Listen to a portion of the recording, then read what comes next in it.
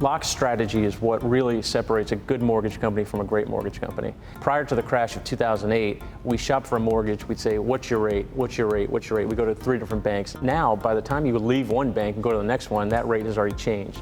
We're in a very volatile market, and rates are changing 5, 6, 7 times a day, every day. We take all the data, and that determines when we're going to lock and when we're going to float our client. When you sign a purchase contract, you have generally 30 days to close that mortgage. We might lock you on day 1, we might lock you on week 2, we might lock you on week 4. Lock's strategy helps you decide when you're going to lock and when you're going to float. When you sign your contract, you might not want to lock that day. You might want to float, because as rates keep getting better, better, and better, you don't want to lock because you can't unlock your loan and say, hey, give me that better rate. So floating is sometimes the way to go when the market is allowing you to do it. So you might sign a contract and not lock your loan for 3 weeks, because if the market keeps getting better, better, better, I don't want to lock my loan. I want to lock it at the best day within my contract period.